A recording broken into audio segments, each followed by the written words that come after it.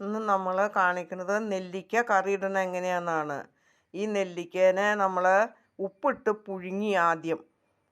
പുഴുങ്ങിയ നെല്ലിക്കയാണ്. ഈ നെല്ലിക്കേനെ എണ്ണയിലിട്ട് നമ്മളൊന്ന് വെള്ളം വലിച്ച് നന്നായിട്ട് എണ്ണയിൽ കിടന്ന് ലേശം നേരം എണ്ണ കിടക്കണം. ഒരു 4-5 മിനിറ്റ് നേരം ആ എണ്ണ കിടന്ന് ഒന്ന് വെള്ളം വലിച്ച നെല്ലിക്കയാണ്.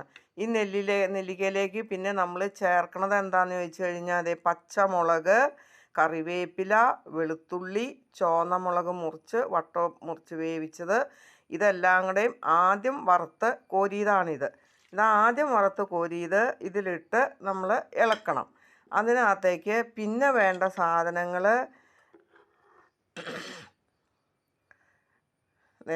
ഇത് ഇച്ചിരി ഉലുവ വറുത്ത് പൊടിച്ചത്, കാശ്മീരി മുളക് പൊടി, എരിവുള്ള മുളക് പൊടി, ലേശം ഉപ്പ്, ഇത്രയും കൂടെയും കൂടി നമ്മൾ കായം ചേർക്കണം. കായം നന്നായിട്ട് ഉലുവയും കായവും നന്നായിട്ട് ചേർന്നാലാണ് ഇതിന് നല്ല ടേസ്റ്റ് വരുള്ളൂ.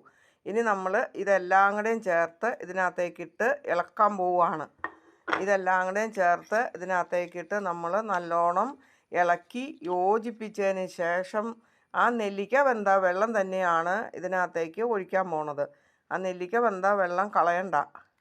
പിന്നെ ഇതിനകത്ത് നമ്മൾ ചൊറുക്കിയൊന്നും ചേർക്കാൻ പോകരുത്. ചൊറുക്കിയൊക്കെ ചേർത്ത് കഴിഞ്ഞിട്ടുണ്ടെങ്കിൽ നെല്ലിക്ക കറുത്തു പോവും, നിറം മാറി കറുത്തു പോവും. ഇരുമ്പിൻ്റെ ചട്ടിയിൽ നെല്ലിക്ക ഉണ്ടാക്കരുത്. ഇത് നോൺ സ്റ്റിക്ക് പാത്രമാണ്. എന്നിട്ട് നമ്മൾ നല്ലോണം ഉപ്പൊക്കെ പാകാണോയെന്ന് നമ്മൾ ഇളക്കി യോജിപ്പിച്ച് നോക്കുക. ഇളക്കി യോജിപ്പിച്ച് കഴിയുമ്പോൾ അറിയാതെ എന്നിട്ട് ഒരു 2 മിനിറ്റോടെ നമ്മൾ ഒന്നും കൂടെയും അടപ്പത്ത് വെച്ചൊക്കെ ഒന്ന് കൂട്ടി യോജിപ്പിച്ചെടുത്താൽ നല്ല ടേസ്റ്റാണ്. ഇതിൻ്റെ മണം മാത്രം മതി ചോറുണ്ണാൻ. എല്ലാവരും ഉണ്ടാക്കി നോക്ക്.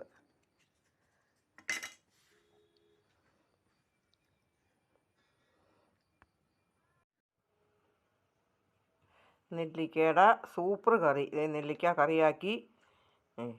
നല്ല നല്ല കറി, നല്ല സൂപ്പർ കറി. ഇത് മാത്രം മതി ചോറുണ്ണാൻ. എല്ലാവരും ഉണ്ടാക്കി നോക്ക്.